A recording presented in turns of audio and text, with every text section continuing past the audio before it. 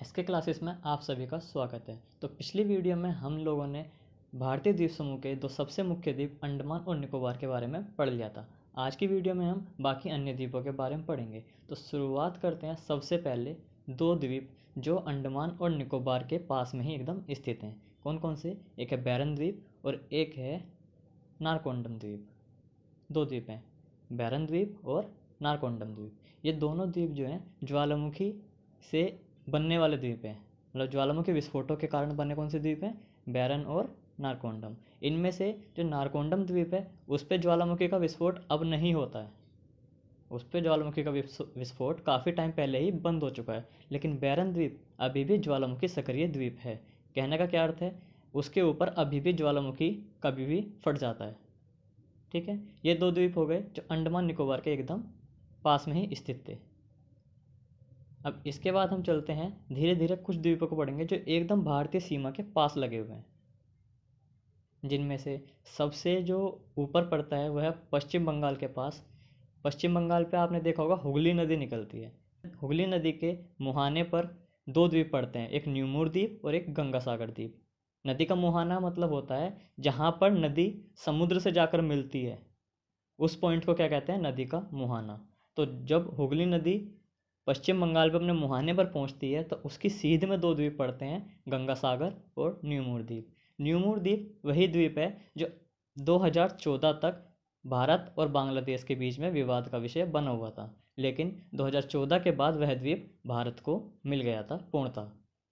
साथ ही जो आपका न्यूमूर द्वीप है उसे डूबता हुआ द्वीप भी कहा जाता है। क्यों? क्योंकि वह धीरे धीरे वह द्वीप डूबता जा रहा था और वर्तमान में वह द्वीप पूरा का पूरा समुद्र में मिल चुका है, वह अब दिखाई भी नहीं देता।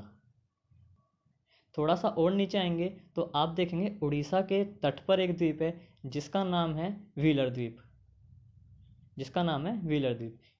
यह ब्राह्मणी नदी के मुहाने पर है। ठीक है, इस द्वीप की विशेषता यह है कि इसी द्वीप पर सारे मिसाइल परीक्षण किए जाते हैं। मतलब जितनी भी अंतरिक्ष में मिसाइल छोड़ी जाती हैं वो सभी इसी द्वीप से भेजी जाती हैं। क्यों? क्योंकि यहाँ पे कोई भी जनसंख्या नहीं है, दूसरा यहाँ का गुरुत्वाकर्षण बल भी बहुत कम है, जिस वजह से मिसाइल भेजने में बहुत आसानी भी होती है और किसी की भी जान का खतरा नहीं होता। यह द्वीप उड़ीसा सरकार के अंडर में आता है। उसके नीचे पड़ता है हमारा आंध्र प्रदेश के तट पर। आंध्र प्रदेश के तट पर हम देखते हैं तो उसका जो नाम है उसका नाम है श्रीहरिकोटा द्वीप। श्रीहरिकोटा द्वीप। इस द्वीप की विशेषता यह है कि इस पर इसरो का लॉन्चिंग पैड स्थित है जिसका नाम है सतीश धवन अंतरिक्ष केंद्र। ये किसका है? इसरो का, जो भारत की वैज्ञानिक संस्थान है। ठीक है, आगे हम पढ़ते हैं। इससे अगला द्वीप पड़ता है हमारा पंबन द्वीप।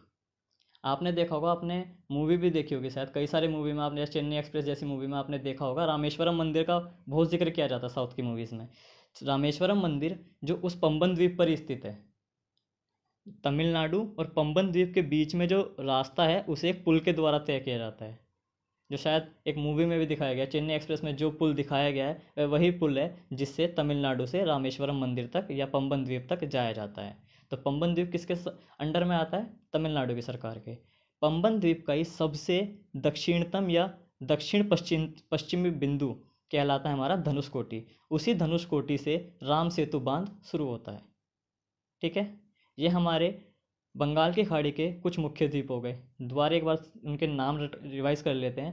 अंडमान निकोबार द्वीप, बैरन द्वीप, न्यूमूर द्वीप, गंगा सागर द्वीप, व्हीलर द्वीप और श्रीहरिकोटा द्वीप और पंबन द्वीप। यह द्वीप हमारे बंगाल की खाड़ी में स्थित कुछ मुख्य द्वीप हैं।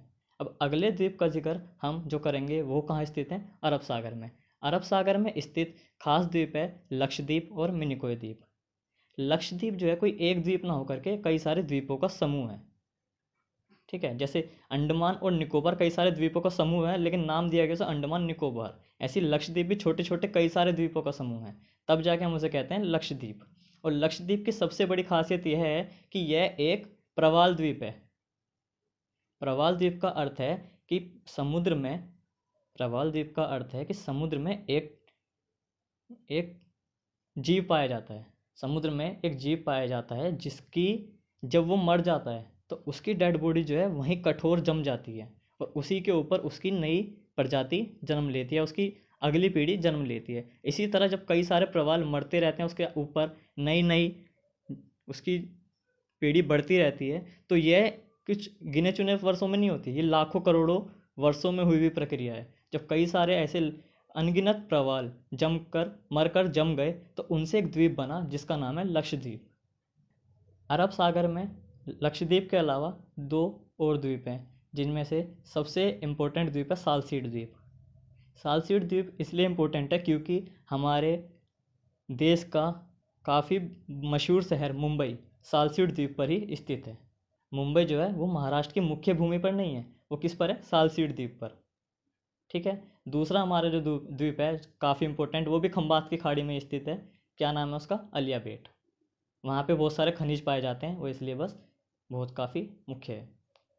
अब इस वीडियो में हमने सारे द्वीपों को लगभग कवर कर लिया है। अब ऐसा कोई द्वीप नहीं है जिसका कहीं नाम या जिक्र रह गया हो, हर द्वीप का नाम भी आ गया, उसके बारे में भी हमने जान लिया।